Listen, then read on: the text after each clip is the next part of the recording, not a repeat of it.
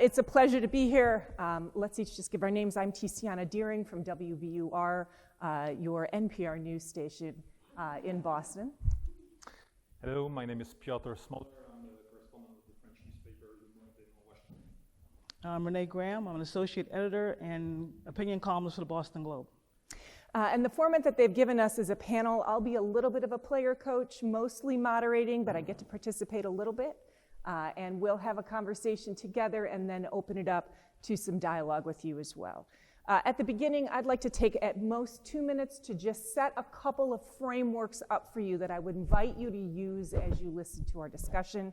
And then I'm going to turn it over first to Renee and then to Piotr for about 6 minutes each for some opening thoughts that they'd like to share. And I'll give you sort of, 4, 5, and 6 on those so that you'll know where we are on the time. So a couple of things I'd like to frame up. First, I'd like to note that my nightmare tonight when I go to bed is that I'm going to wake up tomorrow and discover that my name is Robust Null Finding when it comes to impact in journalism. That is a terrible thought. And I really hope that none of us are guilty of that in our work.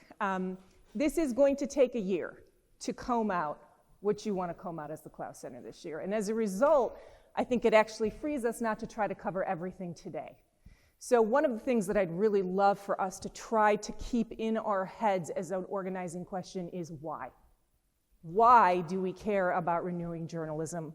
Why do we care about restoring democracy? And I think, Professor, your keynote gave us some of those principles. But I just was on air at 7 a.m. this morning trying to get people to give money to a nonprofit public radio station, which is work, let me tell you. And it actually forces you to remember why again. Because as people are bleary-eyed and blow-drying their hair and drinking their coffee and trying to get their kids' diaper changed and listen to the news, you have to remind them why they do it, why it's important, what they value. And those key ideas are the free flow of quality information and the ability to understand each other in community. Those are my whys. I think part of the question is, what are yours? And what are the whys that we are trying to accomplish with restoral and renewal? So that's the first thing. The second thing is I would invite you, as you listen to the three of us, to remember a couple of other things that matter. One is form. There is a difference between digital journalism, print journalism, televised journalism, and radio journalism. The formats actually both constrain and permit how we tell stories, what kinds of stories we're good at telling, and the way you will connect with those stories as consumers. In an ideal world, you consume news through all of those media. Notice I left social out of that. And I didn't leave social out of it out of disrespect, but I think it sits in a different and ever-changing place. And then the third thing is that I would say profit matters. Neither in good or bad, it just does. And what I mean by that is the way that an institution makes its money, of course, has influence, of course, literally on everything from how long a story you can tell, whereas in television, often in local news, you're lucky if you get 90 seconds, versus the length of an acceptable digital or print piece, versus the length that you can tell in a podcast or a documentary or an hourly live radio program. So I would encourage you to think critically, because we represent across all of that, and we also represent both news and opinion. And all of those things shape the way journalism plays into, supports, and or undermines democracy. So Renee, now I'll turn it over to you for your opening remarks. Thank you. On September 8th, Queen Elizabeth II died. You might have heard something about it. A day later, her son, the king formerly known as Prince Charles, gave his first speech. ABC, NBC, and CBS all preempted their regular daytime programming and carried the speech live. This was not unexpected, given the wall-to-wall coverage that began on many networks with news from Buckingham Palace that the Queen was under medical supervision prior to the official announcement of her death. Flashback to just a week earlier, when President Biden, who, unlike King Charles III, actually leads our nation, gave a primetime address about the ongoing and very real threats to American democracy. None of those networks carried it live, not a single one. Even as the president said, Donald Trump and the MAGA Republicans represent an extremism that threatens the very foundations of our republic. Network executives had already made the decision that what was more important for their viewers to see were repeats of Young Sheldon on CBS, Law and Order on NBC, and on ABC, a new episode of Press Your Luck. A president talking about our flailing democracy was no match for reruns and a game show. Whatever the reasoning, it was determined that attacks on democracy and an ongoing coup fomenting within our borders did not merit primetime attention on their airwaves. This response, or lack thereof, falls egregiously beneath what this moment demands. That Biden felt the need to make that speech says a lot about how dire the situation is. Many Americans have long taken for granted the invincibility of democracy. Even in its flawed and incomplete state, it has always been there, so it would always be there. But come November, nearly every state will have at least one Republican nominee who denies the legitimacy of the 2020 presidential election outcome. Even some who grudgingly admit that Biden is president continue to insist that there was widespread fraud when there was no such thing. And several of those Republican candidates have so far refused to say whether they will accept the results of their election if they lose. Call them ultra-MAGA, MAGA Republicans, semi-fascist, or whatever, but they're all using the same playbook codified by Trump in 2020, the same one he was hinting at in 2026 when he often spoke of rigged elections. He spent his entire presidency trying to delegitimize elections and carving into the heart of democracy. In this perilous moment, we as journalists must develop our own playbook, to weed through the lies and conspiracies, to ignore the distractions, to be more than stenographers, and to report the truth. Journalism, tough, honest, unflinching, is vital to democracy. A free press is democracy's guardian. A restricted or reckless press is nemesis. There's a reason why one of the first actions undertaken by budding authoritarians is to clamp down on the media. They want to control the narrative to better suit their own political needs and ambitions, while at the same time keeping citizens uninformed and fearful. What we should now recognize is that democracies can also die in broad daylight as well as darkness. All of this is happening during a difficult time for journalism, especially newspapers. Since 2005, about 2,500 newspapers nationwide, one quarter of them have closed. By 2025, a third will be gone. Those that remain battle shrinking staffs and circulation. We're all trying to do a lot more with a lot less. We also know the stories about what happens in communities that lose their local newspapers and become news deserts. Local governments go unchecked and participation in elections drop. This urgent moment is too important to be left to TikTok, which is where 33% of its users say they get their news. What we certainly don't need is a repeat of 2016. I sometimes wonder what might have happened, what might have been different if so many in the media hadn't promoted the false narrative crediting Trump's rise to economic anxiety instead of calling out what it really was: pure, unadulterated racism and white supremacist grievance after the first black president. What we don't need are attacks on democracy treated as a sideshow, and the media again getting too smitten with spectacle and missing the real story. All journalists must learn to call a thing a thing.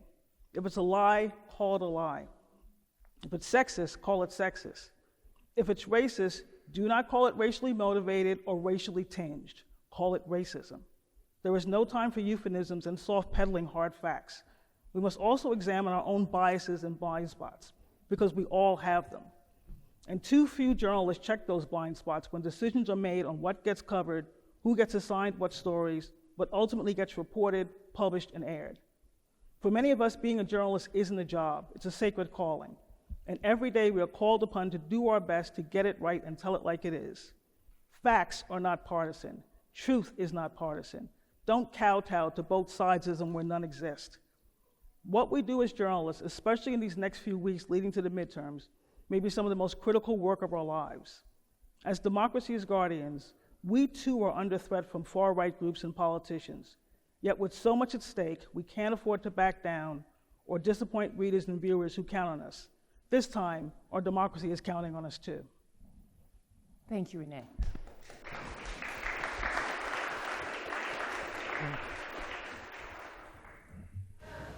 Hello everyone.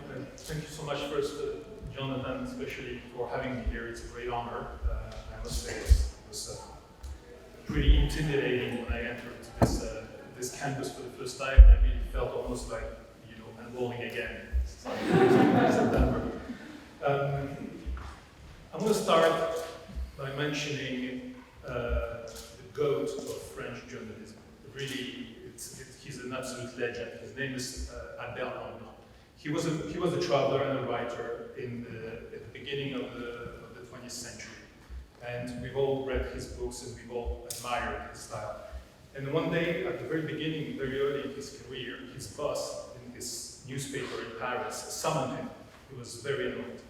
And he told him that he should follow the editorial line of the newspaper.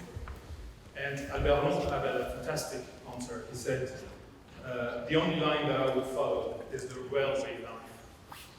And I feel very, very close to this interpretation. And I know it's not exactly the spirit of what has been said so far, even though I agree with many of the things that René just said. Albert, after saying this, was fired. And then he started traveling and reporting, for example, on the fate of prisoners on the Guyana Island. And it was one of his most famous books, absolutely incredible, I recommend. So 2 days ago, I was watching Fox News, mainly. Laura Ingraham, happens sometimes, it's my job also. And she was interviewing a mother about inflation, the cost of living. And at the end of the interview, she said something that really struck me like thunder. She said, "Don't worry, help is on the way." What? Help is on the way? What does it even mean, help is on the way? She was referring, of course, to midterms. And this was really striking for me because this has nothing to do with any sort of journalism at all. This was really something else. But on the other side, I don't feel very at ease, I don't feel very comfortable when journalists are asked to fulfill the mission, to become white knights, to defend the cause. Believe me, I don't shy away with the dilemmas and challenges that we all face in liberal democracies. I'm a son of political refugees from Poland. They found shelter in France, and in my childhood, our family friends were imprisoned in Poland because they were launching underground newspapers. So I know what is the weight of courage and what it means to defend values. But what I mean is that today in the liberal democracy, I think there's a great risk, obviously, for our political system, but also for journalists, if they only preach to the choir. And I think we have to be very careful with this.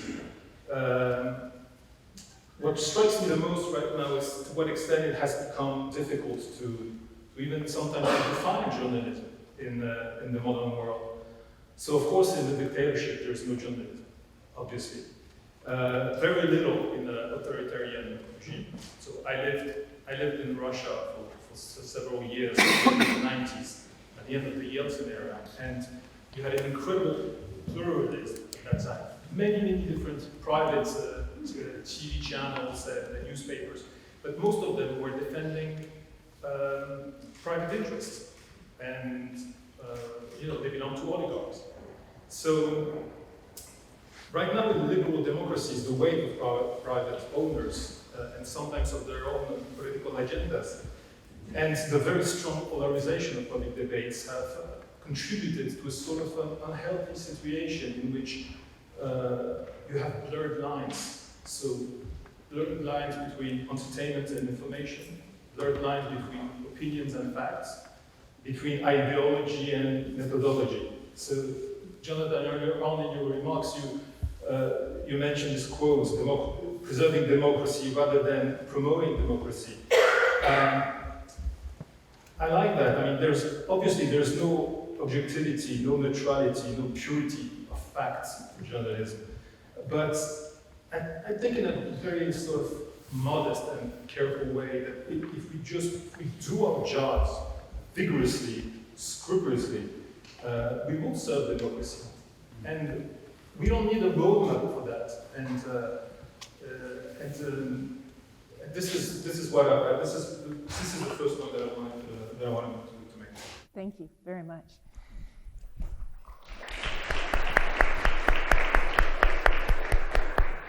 So we have a little while to chat with each other before we move to Q&A from the audience. And I came in with a couple of questions for each of you, but I think before I do that, Renee, anything that you'd like to build on now that you've heard Piotr's comments? Anything that comes forward you want to sort of say while it's fresh in your mind? Oh, sure. You can both preserve and promote democracy. I don't see them as being separate entities. I don't know, and I am an opinion columnist now, but I was a news journalist for 30 years. And where we are right now requires frank conversations. It was absolutely maddening to me during the Trump years, watching really smart journalists wrestling with whether or not to call a lie. And I couldn't understand, of course, as an opinion columnist, I just called him a liar because he was lying. But the fact that they were sort of fussing about that wasn't about their lack of objectivity. It was their inability to actually face the fact of a president who was out and out lying. All politicians lie, of course, but this was on a different scale entirely. And it felt like an absurd battle that they were having. It's like, no, we need to say exactly what's happening. And you can do that within the context of news, but saying that he misspoke, he didn't misspeak, he lied. You know? The same problem with calling him racist. Like, remember, it was Dean Barquette, who's the editor of the New York Times, talking about, not wanting to call the President of the United States a liar, not wanting to call him a racist. And I just thought, but if he's saying racist things, then you should be able to call him a racist. Otherwise, you're complicit. You're covering up what he's doing. And I don't think that's what journalism is about. I don't think that's what people in this profession should be doing. So Renee just talked about what was maddening to her. What is maddening to you as a journalist? I wouldn't use the word maddening. I try to work with empathy in order to understand people with whom I don't agree. Because if I only speak to brilliant and sophisticated people, I will never understand the other part of society. So, for example, on Saturday evening, I was in Youngstown, Ohio, at Trump's rally. It was my first Trump's rally. And I was very surprised by the fact that there were no mainstream media, almost none. So maybe they didn't get an accreditation. That's possible. I don't know. I really don't know. Maybe they didn't ask for it, or maybe they have been to so many Trump rallies that they think it's always the same thing. Maybe. I don't want to be, either sarcastic or condescending. Really not at all. I'm just stating the fact, and I think it's a problem. If mainstream medias don't cover the other side, I mean, naming and shaming is. I understand what you're saying, Renee, and I understand calling a racist a racist. I see your point, but the basic mission of journalists is also going, be on the ground, collect facts, talk to people, even if you don't agree with them, and I think this should also be, in a way, a part of the discussion. And I think there's a lot of things to be said about common issues that we have in France and in the US regarding the far right. Way before the Trump era, in France, our medias went through a sort of electric shock when a candidate from the far right went to the second round of the presidential election in 2002. It was Jean-Marie Le Pen. And I remember that well because this is exactly when I joined Le Monde, exactly like three months before that. And since then, the terms of the debate have not changed. How do we report on the far right? If we demonize them from morning till dawn, their supporters will feel obviously alienated and resentful. And if we treat them as any party, which they're not, we will help them in a way becoming respectable, and it will be like whitewashing of racist ideas. So there is no easy answer, and I don't have the perfect tools or the perfect recommendations. I'm just underlining how difficult that is, and not only in the States, but also in France, in Italy, or in Poland. So here's where I'll play then for a second in the middle. And what I find as a listener to this conversation particularly useful is the modeling of different perspectives that exist in journalism right now, right? And part of the conversation that we are having about the role of those different perspectives in how we maintain the free flow of quality information, speaking of truth to power, the building of empathy and community, all of which I would argue could legitimately be considered parts of the objectives of journalism. So I'll model a third piece, which is how much it's killing me to just sit here and listen to the two of you and model and facilitate the two of you having this conversation, right? I have very strong opinions about what you said, and I have very strong opinions about what you said, but a third place that journalism can also sit is in keeping your mouth shut and bringing forward those perspectives for the listener, the reader, the viewer to then draw conclusions from themselves, to draw out the best argument, the best information, stay out of it. And I cannot emphasize enough how hard that can be when you're doing, let's say, a live hour on the day the Supreme Court rules on Roe v. Wade, right? But that is the third piece of where journalism comes in. And I think it's useful to situate that because it seems to me, and I'll invite your reactions to this, that part of the struggle is where to be on the continuum and how much weight to put on the various pieces of that continuum in order to do the two things we're talking about, which is renew journalism and restore democracy. So maybe I'll just turn it over to you to riff on from there. It's interesting. I don't feel like I have demonized the far right. I just write what they say and let them demonize themselves. I don't have to go out of my way to do that. So, and an interesting thing, just a sort of a quick story. I was at the Globe for 18 years and then left and went to academia and thought, wow, that's wrong for me. And I went back to journalism. And I started on November 7th, 2016, the day before the election. And my job was supposed to be, I was going to be a columnist, but I was supposed to be like, pop culture and how it intersects with all these other parts of society. And then I sat there and watched that ticker going from Clinton to Trump. And the night that was supposed to end at 8:30 ended at 3:30 in the morning. And, just astonishing. And so I was getting all this sort of like mail from Trump supporters and, all that kind of thing. But early on, I would respond to all of them. And sometimes I could sort of talk them off the cliff a little bit. Not to not like Trump, but just not to be so hostile. Because they thought they were just yelling into the void half the time. But when a person responded, they kind of would go, oh my God, I can't believe I said that mean thing. I hadn't had my coffee this morning. I'm so sorry. It's that kind of thing. That began to change. I can't talk to them anymore. Because everything is overwhelmingly N-words.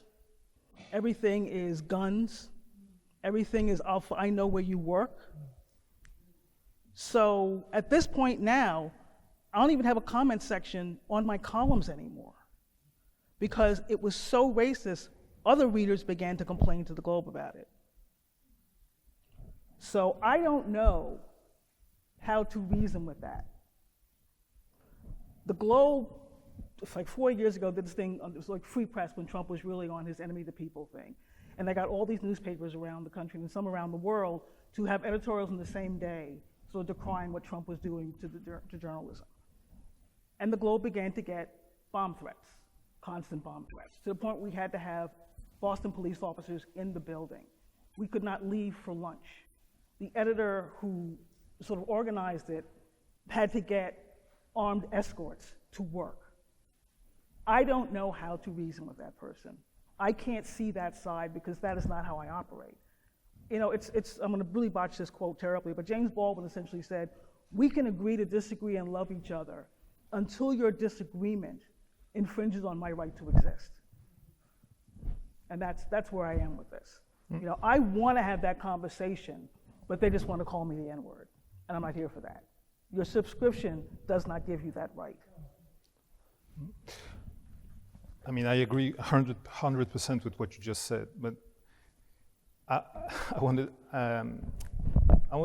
talk for 2 seconds about the January 6th committee. So those last few months, I've been watching the committee, and I'm sure as many of you, just with a jaw-dropping effect. I mean, I couldn't believe the level of details and the testimonies, and it was so incredibly shocking, the level of premeditation before January the 6th. And so I wrote whole pages in Le Monde, like every time there would be, you know, the committee would gather, on television, I would write a whole page in Le Monde because I thought it was absolutely crucial. And then last week I went to South Dakota, Sioux Falls, to write a story about the Republican Party. And I met with many different people with many different backgrounds. Some of them were really like, you know, mega supporters, really totally fired up and extremists. Some of them were moderate Republicans. None of them watched even for 5 minutes the January 6th committee. None of them. None. So they say. Okay, maybe, but I don't think they would be. I mean, I see no reason for them to, you know, to lie, especially when they talk to a foreigner. You know, there is no really. Why am I saying this? It's because I fear that there are two conversations going in parallel, and they never cross paths. So on the one hand, there is a conversation about the threat on democracy, and for very good reasons, about exactly what you underlined, this culture of violence and intolerance that is arising, and which is really very scary. And on the other side, there's another conversation going on, totally apocalyptic, about the end of the world under Biden, about inflation, about waves of migrants, and et cetera, et cetera. And it's like two parallel worlds that never meet. And what I find striking, if I am to believe the opinion polls, for example, is that there is, on many subjects in the US, there is a silent majority that exists. There is a silent majority basically on abortion, which says yes to abortion. Then the discussion starts, how long, of course, how many weeks, but that's another topic. There is a silent majority on gun control, that to a certain extent, for example, on assault rifles, something should be done. There is a silent majority also on the price of drugs and healthcare. So on all those topics, there is a silent majority, but there are two different conversations going on. And I think we should ask ourselves to what extent, if it's possible. Again, I don't want to sound patronizing or anything, because it's a huge issue, and we have the same thing in France. But is it possible to overcome this? Is it possible to find a way not to totally alienate the other part of society? This is the question that I'm asking. So by my cracked screen here, we have about 10 minutes left. So I think this would be a nice time to begin to invite you into the conversation. If you have questions, we'd be happy to take them. I may then build conversation off of one, so I may not go right on to the next audience question, but we would welcome the first question if there is one.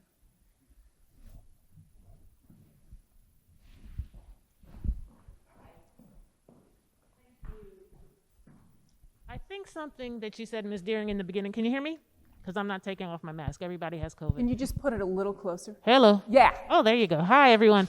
Something you said earlier that made me think that might be something that could be useful in this conversation is the right tool for the right job. I am not the one to talk to a MAGA person. I'm not interested in talking to a MAGA person. That's not my job. Somebody else might be good at that, and that somebody else could bridge a gap, right? So I'm wondering, I guess if we're talking about journalism, does everybody have to do everything and talk to every other body?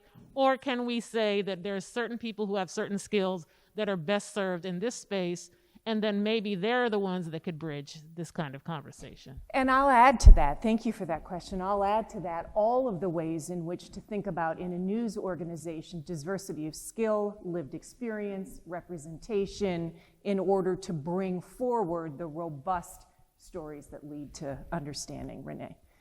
You know, I think it varies. I mean, this was before my time, but I heard that the Boston Globe back in the 70s during the busing era didn't really send black reporters to South Boston because it wasn't safe for them. So you really can't do your best work if you think someone is going to throw a bottle at your head. So they would avoid that. But generally in my career, I've covered all kinds of things. I worked in the South. I've never had a moment like this before where there are people you can't even have a conversation with. You know, if you look at, you know, the assaults on journalists, the threats on journalists, it's a really, really scary time. And, you know, I want to talk to as many different people as I possibly can, but I'm absolutely not willing to endanger myself to do that. You know, if I wanted to be a war correspondent, I would be a war correspondent. I don't. And that's what it's begun to feel like. And when there was that moment when the Globe was getting all those bomb threats, which, oh, by the way, the FBI did arrest the guy who did it. He was out in California and had called in like 14 bomb threats and was threatening to blow the place up and the whole thing. Every time I would leave the building, and they would say, don't leave by the same exit. Who wants to live like that? I'm just trying to do a job I really love, by the way. So, you know, I don't think it's a matter of you can cover this and you can cover this, but you have to always be mindful of what you're walking into. I mean, there's a reason why during like the Trump rallies when he was president, you didn't see a lot of reporters of color covering it because, well, Jim Acosta walked out, but he was there. He covered a lot of those, and I always admired. I don't know how he did it because it was incredibly hostile, and people will jeer you, but this was taking a really sort of a funny turn that wasn't really pleasant. So, Piotr, I want to pick up on a thread of what Renee just said. You know, I interview our elected officials a lot at the state level, all the way down to the hyper-local level. And over the last 12 months in particular, a number of times where I have found myself asking, have you ever seen anything like this before? So you say 2002, you joined Le Monde. Renee just said, something's different. So I'm going to ask you too, have you ever seen anything like this before? No, that's for sure. Never. And I mean, if you take again if I were to talk about France, I mean, the atmosphere in which the presidential election went on, it was really terrible. We had a candidate from the far right, who is a former journalist, Éric Zemmour, and what he was saying was unprecedented in the public debate in France. Absolutely racist, hateful. It was, I mean, I was ashamed of seeing for example, in the American press, huge articles about him, not because the articles were bad, it's just because it was like the worst publicity for France you could ever had. I was, just as a French citizen, I was ashamed. And so yeah, to answer your question, I mean, for sure, we are in uncharted territories, that's for sure. Do you ever feel afraid? No, I don't feel afraid because, again, but maybe it's because of my background and the countries in which I worked. So I lived 5 years in Israel, I worked in the West Bank, in the Gaza Strip, I worked in Russia for a long time. So I know what it means to put your life on the line. When I'm not talking about me, I'm talking about many of my colleagues who have been and who are still working there, and who put their life on the line every day. So, for example, in Russia, Anna Politkovskaya, the famous Russian journalist, she was assassinated because she reported on Russian crimes in Chechnya. So this is not like covering a rally. This is really a matter of life and death sometimes. So, but I think it's a part of, it's not for everyone, but it's also a part of the job. You had something you wanted to I add. just want something really quickly. I did say I think things are very different than they were, but I think what's different is people aren't ashamed of saying exactly what they feel. It's always been there. This isn't new. but everyone is seeing it now because what Trump did do, he said, you don't have to feel ashamed of the way you feel, and that's what he did. He emboldened people. The mood was always there. A lot of us know that mood was always there. The difference is people who otherwise would have kept it to themselves or kept it around their dinner table now have no problem saying it to your face. To me, that's the difference. We have about 3 minutes left, which means if somebody has a short, right there in the back, if you would raise your hand a little higher, please. Thank you. And I apologize, but if you could keep your question brief, thanks, so we can answer it. Yeah, I'll try to keep it brief.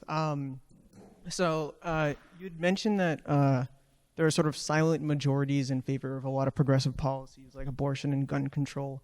And one place this has been empirically studied is in climate change, where there are a lot of silent majorities in favor of progressive policies, but people perceive it as if they're all in the minority. So they think there's a silent majority in favor of conservative climate change policies. And it seems like a major moderator of that is the news itself, and that the news, consumption of the news makes you even more inaccurate, and the news often, or public opinions often track what the news is reporting on. And so I thought, given that you're aware of these silent majorities, what role or responsibility do you think the media has in changing or transforming the way they report news so that people have accurate perceptions of these silent majorities? So there's a lot there, but you have 2 minutes. So Maybe, Renee, maybe you want to... All yours. so pick a thread and follow it. Wow, that's a difficult one. Okay, climate change. So what I see, what is I think an interesting trend. So again, I don't want to talk too much about the U.S. and maybe more about like a foreigner's perspective. But so, for example, in my newspaper, we launched like several years ago pages which are called Planet in our newspaper, in our print version. So every day we're going to publish several articles which will be only about climate change, about those issues. Is it good? Sometimes, not always. Why? Because we have to be very wary. Not even though it's very important to educate people on those topics and to tell them to what extent, to tell them about the urgency of climate change. If you only talk in a very catastrophic voice, you scare people away. You turn them away. What people need also is hope. What people need also are perspectives. And this means that we have to think that it's not a black and white issue. It's not about just saying climate change, it's terrible, because, okay, we might be right, but are we efficient? Do we convince people? No, not always. So it is really a struggle, and we don't always succeed. I think we're really improving on this matter. And I like the fact, for example, that TV channels in France also now are trying very much to talk about those topics. So that is our time. I learned a ton from both of you. I want to thank you both for engaging together and with the audience.